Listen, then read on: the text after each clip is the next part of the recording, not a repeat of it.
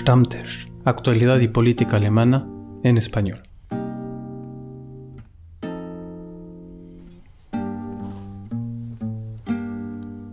Bienvenidos a un nuevo episodio de Stammtisch. Estoy junto a Axel Plaza. ¿Cómo te encuentras? Yo estoy muy bien, ¿y tú? Bien, también. Preparado para comenzar este nuevo capítulo, nuevo episodio de Stammtisch, el programa de actualidad y política alemana en español. Axel, ¿qué temas vamos a tratar hoy? Para comenzar, vamos a hablar de museos. Y medallas. Correcto. Salió la prensa la semana pasada, un curso también, diferentes Noticias de robo. noticias de robos históricos a museos que ya son casi ejemplares de una película, pero son realidad. ¿De qué museo estamos hablando, Axel? Bueno, en un lado, estamos hablando del museo que se llama Bóveda Verde, que está en el Palacio de Dresde, en la ciudad sajona, ¿Y el otro museo del que vamos a hablar? que es el de la Stasi, de los antiguos servicios secretos de la RDA, Que ese está en Berlín. que es esta en Berlín-Lichtenberg. Ok, ¿y qué pasó en ambos museos? ¿Qué robaron? Bueno, ante todo, estos robos son un caso que es alarmante y a la vez anecdótico por muchísimas razones, pero vayamos por partes. Okay. El Museo de la Stasi, que fue el que fue víctima de robo el 1 de diciembre, dos personas, varios desconocidos, no sabe cuántos hay, porque en esa zona no hay cámaras. ¿No hay cámaras? En el primer piso, en el techo de la entrada del Stasi, no hay cámaras. Porque está la parte del techo es elevado y subieron por esa parte y adentro. Entonces, entraron e hicieron una brevísima incursión donde se hicieron con varias condecoraciones de la ex-RDA y de la antigua Unión Soviética. Cuando dices condecoraciones, ¿a qué te refieres? Medallas, órdenes. ¿Qué medallas? Honoríficas. ¿De qué medallas estamos hablando? Bueno, concretamente estamos hablando de la Orden de Carlos Marx, de la Orden de Lenin, que son la primera es de la RDA, la otra es de la Unión Soviética, y también lo que es la Orden Patriótica al Mérito, pues creo que lo más cercano que encontré, que es una medalla más para tipo iniciativas y organizaciones en la RDA, o lo que es la héroe de la Unión Soviética. Oye, Axel, ¿y estas órdenes eran las máximas distinciones que se podían entregar en la RDA en su momento y en la Unión Soviética en su momento? ¿Era una especie como de reconocimiento estatal a las personas o a las mayores personalidades? Sí, esto se entregaba o a individuos o a organizaciones, pudiendo ser del país o extranjeras. ¿Y tienes algún ejemplo de alguien que haya recibido alguna de estas medallas? Bueno, es que en realidad hay muchísimos ejemplos, pero si me remito a lo más concreto, por ejemplo, el caso de Honecker, Erich Honecker, que él concretamente obtuvo la Orden de Lenin, y Fidel Castro también. También obtuvo la Orden de Lenin. Sí. Pero ¿y estas órdenes? Porque se robaron la Orden de Lenin y la Orden de Karl Marx en el Museo de la Stasi de Berlín. Sí. Esas órdenes que se robaron, ¿se sabe si es que eran órdenes originales, medallas originales, o eran copias? ¿Hay alguna información sobre eso? Hasta donde sé, no fueron demasiado específicos en el museo, pero todas menos una eran facsímiles. Eran copias. Okay. Los originales no están ahí, y menos mal que no, porque una sí era buena. Esto no es ni verificado ni corroborado, pero se presume. Una de ellas es la Orden de Lenin que se le dio a Erich Mielke.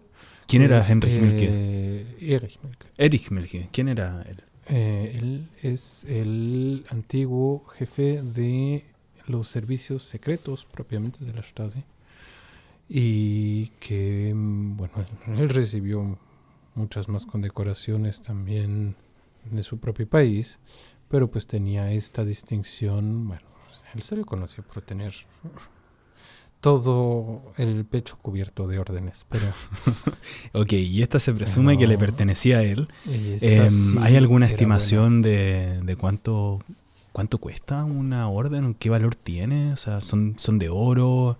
Se estima que tienen me imagino, un precio en euros. ¿Y qué o sea, si alguien se la roba, ¿dónde la venden? No creo que la vendan en el Magua Park el fin de semana o en algún otro flómar, sino que debe haber una demanda de mercado. Hay que tener cuidado, porque primero, hay verdaderas y hay falsas. Hay que tener un ojo experto para saber cuáles son buenas, cuáles no son buenas. Efectivamente, se condecoraron muchas personas. Entonces, sí se llegan a encontrar condecoraciones actualmente hasta en los mercados de pulgas. Pero si, por ejemplo, una orden de Karl Marx o de Lenin puede, según el caso de la de Lenin, que tiene oro y plata, puede costar entre 2.000 y 4.000 euros, pero pues según la persona a la que se dirige o la organización, pues también puede subir, porque pues evidentemente la condecoración a Yuri Gagarin no tiene el mismo valor que fue el primer astronauta soviético. Primer astronauta soviético. O, por ejemplo, de Zygmunt Yen, que fue el primer astronauta de la RDA y alemán, por cierto, en la historia. Estos se han... Pero ¿dónde se transa? ¿Dónde se venden estas órdenes? Porque hay un mercado, una demanda de personas que tienen cierta predilección por la memorabilia de la RDA, así como los hay quienes los tienen por otros regímenes del siglo XX, pero debe ser un mercado probablemente no formal, o sea... Pues es lo que se cree, porque es claro que no van a fundir esas piezas. No tendría mucho sentido fundir eso. Perderían su valor histórico y su valor real, ¿no? Si es que esta que robaron es la orden que se le entregó a Erich Mielke, te perdería todo el valor si la funden. Pues sí. Entonces se cree, y obviamente el trasfondo es de que esto puede acabar en una colección privada y no puede salir a la luz, pero ni 5 segundos, porque pues se pondría en evidencia. Pero esto, para seguir también con el caso de la bóveda verde. Sí, cierto. La bóveda verde, que es otro caso enigmático de robo, porque esta instalación que está en el castillo de Dresde, que es una sala histórica de Augusto II el Fuerte y Augusto III de Sajonia, en la dinastía Wettin. Es una bóveda de 1710 por esa época, con una de las más grandes riquezas conservadas y que tuvieron todo un historial porque fueron llevadas por el Ejército Rojo a Moscú, fueron recuperadas en los años 50 finales. Se cree y se supone que tenían que estar bajo altísima seguridad, pero con todo estos dos individuos, que eso sí se sabe que fueron dos individuos, se rompen por un vidrio reforzado, con un hacha la rompen. Con un hacha. Entran al cuarto y se creía primero que se llevaron muchísimos objetos. Al final se redujeron a 11 piezas, entonces muchas se quedaron atrás. ¿Y dentro de esas 11 piezas qué se robaron? Bueno, ¿qué es lo más importante de la colección que se robaron? Bueno, sin más en el detalle, esto obviamente está llevado muy discretamente por parte de las autoridades, pero como broches, botones de oro, collares de una reina de la época. Okay. ¿Hicieron un estimado de cuánto estaba evaluada la colección? ¿De cuánto dinero estamos hablando? ¿Aproximado, tal vez? Como siempre, estas informaciones no trascienden a la prensa, pero... Bueno, no quiero decir en cuanto a qué valor tiene. Lo que sí puedo decir que pueda darnos un indicio es que hay una recompensa. Hay una recompensa para todo aquel que pueda dar información sobre este caso, y dicho y hecho es $500,000 de euros. No es malo. Por si para alguien sabe. llegar a la recuperación, Claro. porque no se sabe aquí, por ejemplo, como no se sabe en el otro caso, la complicidad que pudo tener, por ejemplo, un empleado de la seguridad.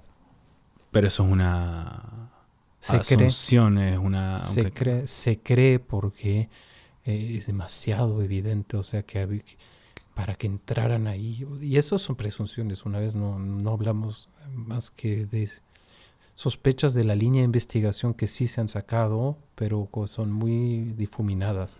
Lo que sí se sabe, evidentemente, es que los servicios de seguridad y de supervisión de museos es clave. Es importantísimo, 24/7, sobre todo cuanto más alto sea el valor de las piezas. Tenemos una cierta tendencia a la subcontratación. Está claro que quien planea el robo a un museo conoce los planos y sabe lo que va a buscar. O sea, hay grupos, o no sé cómo definirlos, hay bandas tal vez, que se dedican a esto, son profesionales y lo hacen con bastante éxito al parecer, al menos estos últimos 2 casos así lo reflejan. Bueno, el primero Que está tuvieron poco. Porque ¿El primero qué? Puro facsímiles. Solo se llevaron una pieza original. Solo se llevaron una pieza original. O sea, ahí no tenían tanto conocimiento. No, pero sí, al menos en la forma, sí tuvieron éxito, se llevaron varias cosas y dejaron entredicho la seguridad de los museos. Claro, pero no es nuevo tampoco. En Europa siempre han existido estos ladrones que se especializan en museos y que se roban obras. Pero ahora, sí, para entrar al punto de la seguridad, ¿qué es lo que pasa en los museos alemanes? Por ejemplo, en el primer caso tú contabas que no tenían cámara, por tanto no saben cuántas personas fueron las que ingresaron.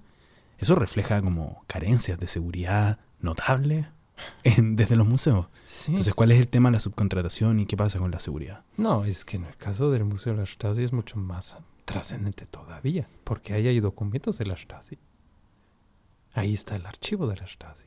Entonces, ¿Este es el museo que está en Lichtenberg? Sí. Ah, mierda. ¿Dónde está ahí están archivos de la Stasi sí, que también tienen un valor tremendo, importantísimo porque hay información en personal. el presente y en el pasado. Sí, claro. Entonces, hay información de los agentes, de quién eran los colaboradores, hay carpetas completas. ¿Sí? A lo que vamos, es un tema muy sensible, el de la contratación de seguridad en los museos. La subcontratación es algo que puede ser muy llamativo, ahorra costos, pero pues lo que es la seguridad mínima, lo que es la capacitación, lo que es efectivamente la seguridad de que los propios trabajadores son leales a la institución, por ejemplo, porque cuanto más subcontratado se tiene muy poco conocimiento y es muy endeble, digamos, la profesionalidad en parte. Entonces sí, hay que ponerlo en claro. La seguridad de los museos hoy día tiene que ser más rigurosa si no quieren verse más casos como estos. Bueno, de la seguridad de los museos, Axel, pasemos al tema de la seguridad nacional de Alemania, a cargo de la Bundeswehr, el ejército, y que en las últimas semanas ha hecho noticia luego de que una investigación de Bild am Sonntag, el diario que pertenece al consorcio de Axel Springer, revelara que la unidad de élite del ejército alemán tuvo un nuevo caso de uno de sus integrantes que pertenece a la extrema derecha. Vamos a desmenuzar este caso y contarles todos los detalles, la información, pero antes tal vez lo primero sería partir por explicar qué es la KSK, en qué consiste esta unidad. La KSK son las unidades especiales del ejército alemán que pueden intervenir tanto en el país como fuera de las fronteras. Tal cual, es la Kommando Spezialkräfte, eso abreviaba como KSK. En caso de secuestros, en caso de alteración importante del orden público o contraespionaje. Es también misiones secretas. Esta unidad no se sabe públicamente cuántos cuántos soldados la componen. Se estima, sin embargo, y ese fue un dato que tú encontraste, Axel, que serían cerca de 1.500 soldados aproximados que integrarían esta... Es una idea muy imprecisa porque Sí. obviamente es un tema de seguridad nacional. Y toda la información de Se este cree grupo... que alrededor de 1.100 son los 1.100, integrantes de esta unidad especial. Claro, sin embargo, toda la información de los integrantes es secreta. Bueno, como tú contabas, la KSK, que es esta unidad de fuerzas especiales del ejército alemán, realiza misiones estratégicas, no convencionales y que se mantienen bajo completo secreto. Y se entrenan principalmente, tienen varios puestos, pero uno de los más conocidos o de los que más se ha hablado en prensa al menos, se encuentra en el estado federado de Baden-Württemberg, en las cercanías del Calw. Pues bien, ¿qué fue lo que sucedió con la KSK? Que la KSK está bajo la vigilancia, es uno de los puntos de vigilancia principales del MAD, M-A-D. Que son los servicios de inteligencia internos del propio ejército. Y que se dedican principalmente a investigar quiénes serían o tendrían tendencias de extrema derecha. Que es uno de los casos... cualquier comportamiento anticonstitucional. Así es, porque lo que sucedió en este caso en particular que les vamos a contar es que uno de los sargentos habría hecho un saludo nazi durante su fiesta de cumpleaños.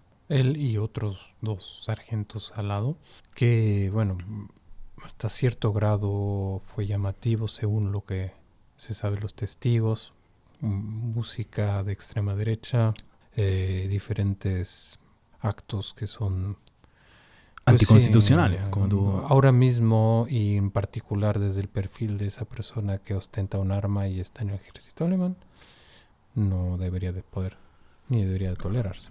Bueno, finalmente la semana pasada supimos que este soldado fue dado de baja y es un nuevo caso que afecta a la KSK. No es el primero. En los últimos años la KSK ha enfrentado varios casos similares, digamos. Por ejemplo, en los últimos 2 años han tenido 40 procesos penales contra miembros de esta unidad de élite. 25 de esos procesos penales han sido durante 2019 y 14 en el año anterior. Es decir, es una unidad que constantemente ha estado haciendo noticias por casos similares de unos miembros suyos que realizan acciones o bien que son anticonstitucionales o que muestran tendencias de extrema derecha. Bueno, es que si vamos por otra cifra, por ejemplo, que cerca de 20 individuos se encuentran observados por la MAD de los 1.100 que se presumen, cuando, por ejemplo, en todo el ejército, que son 265.000 efectivos según la prensa, hay 500 casos. Entonces, la incidencia parece ser más alta que en el promedio del ejército, incluso. La incidencia en este comando de élite especial. Sí, claro, totalmente. Lo que abre también la pregunta respecto de si es que en el ejército alemán existe una red de militares de extrema derecha. Es una de las preguntas que se abre y que surgen cuando vemos este caso. Al respecto hay algunas investigaciones, por ejemplo la que realizó el diario Taz a fines del año pasado, las cuales reveló la existencia de una red que se llamaba Comando Aníbal, que agrupaba diferentes efectivos del ejército alemán, varios de ellos miembros de la KSK, que se juntaban a través de un chat y se preparaban para el día D. La sublevación a nivel nacional. Hablaban de puntos estratégicos y logísticos de Alemania, de cómo juntar fuerzas, municiones, o logística, de 4 puntos cardinales. Había 4 grupos, norte, sur, este, oeste, para coordinarse y llevar a cabo esta operación. Ciertas acciones. También hablaron en algún momento en ese chat de un listado de políticos que se representarían una amenaza para el país. Así que, bueno, la pregunta... Un golpismo potente sí. En las propias fuerzas especiales que se supone, en teoría, están protegiendo la Constitución. Bueno, al respecto, Obviamente se le preguntó a la actual ministra de Defensa, AKK, Annegret Kramp-Karrenbauer, su posición y qué opinaba, porque este es un problema de su cartera. Y ella fue bien clara en señalar que este tipo de casos no podían suceder en el ejército alemán. Dijo que es absolutamente inaceptable. Y que en el caso de actividad de extrema derecha hay que verificar si se trata de casos aislados o existe una red detrás de esto. Claro, es que siempre se habla de casos aislados. Sí, porque reconocer que existe una red significa un problema mayor, pero hay que decir acá, creo que es importante que esto es un tema que no es nuevo en el ejército alemán, que ya la predecesora de AKK lo tuvo que tratar, Ursula von der Leyen. Ella tuvo que aplicar una política de tolerancia cero sobre este tipo de casos. Y bueno, ahora que AKK lleva pocos meses en el Ministerio de Defensa, surge este nuevo caso que es un punto de conflicto para ella y que vamos a ver cómo lo resuelve y cómo lo desempeña. Mejor no lo habría podido decir. Y no, lo alarmante aquí es que en paralelo a esto, pues sí tenemos, como ya hemos hablado en otras cápsulas, el fortalecimiento de grupos de derecha en todos los segmentos de la sociedad. Tenemos los asesinatos de la NSU, tenemos el caso Lübcke, que ya lo hemos comentado ampliamente, el caso de Franco A. y diferentes investigaciones en paralelo que ahora mismo están pasando a nivel regional contra individuos y contra organizaciones.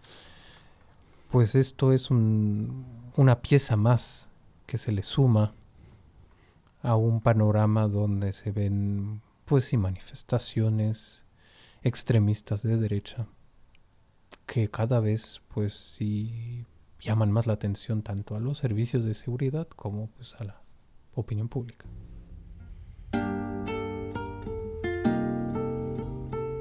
Stammtisch.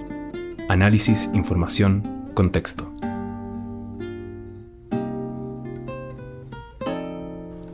Axel, tema final de este episodio de Stammtisch, en el cual hemos hablado de robos de museos, medallas, ejército, y ahora nos enfocamos en Berlín, nuevamente un tema más local que hemos tratado en ediciones anteriores y que tiene que ver con un proyecto de construcción, un nuevo proyecto de construcción en el sector de Rummelsburger Bucht, conocido por varios, porque está cerca del Parque Treptower, está cerca del río.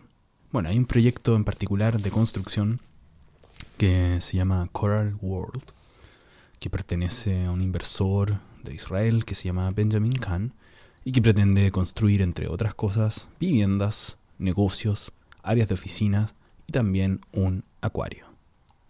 Benjamin Kahn, que lleva este consorcio presente en Australia, en Israel principalmente, que subsede, y en diferentes partes del mundo, que ya ha hecho sus sucursales. Quiere pues ampliarla aquí, en este predio que se encuentra justamente en una de las bahías del río Spree. Este proyecto se quiere construir en lo que corresponde a Lichtenberg. ¿Y qué es lo que sucedió? Que los vecinos del sector obviamente no estaban felices con esta idea, porque iba a implicar, entre otras cosas, utilizar un espacio que se podría haber destinado, por ejemplo, a construir nuevas quitas que hacen falta en esa zona, o bien para construir más Spielplätze o viviendas sociales, y se está destinando a una especie de proyecto comercial. Por ende, los vecinos no estaban satisfechos, se organizaron detrás de una iniciativa que se llamó Bucht für alle, Bahía para Todos, y que en el plazo de algunos meses recolectó cerca de 28.000 firmas válidas para exigirle al municipio que revisara los permisos del proyecto de construcción. Bueno, más que de los municipios, esto es de la competencia distrital, en este caso del distrito de Lichtenberg, que es el que en el pasado ya había firmado un contrato preliminar con Coral World, y sin embargo pues ahora se ve en la obligación de revisarlo, o al menos revisar el estado de la cuestión de esta concesión. Hay que decir acá que Lichtenberg en parte está a la izquierda en el poder en Lichtenberg, ¿no? Entonces también hay un conflicto por las visiones de cómo administrar desde este tipo de proyectos y si darle el visto bueno o no, ya que le habían dado el visto bueno al proyecto y luego ahora va a tener que ser revisado. Bueno, hay diferentes,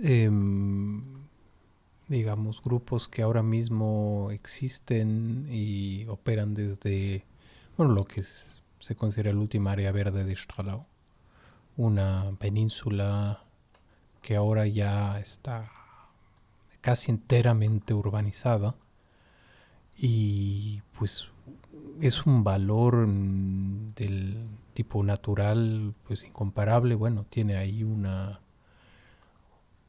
frente de agua que fue también de una película, Paul y Paula, que se considera muy, muy histórica. Y bueno, ahí actualmente pues hay un campamento, hay un bar, hay barcos, casas más o menos legales, digamos, están ahí en pie de lucha. Y claro, con todas estas manifestaciones ahí, pues son mucha gente que desalojar. Mucha gente que desalojar y que pues hasta la fecha no se resisten desde los diferentes sectores que ahí existen.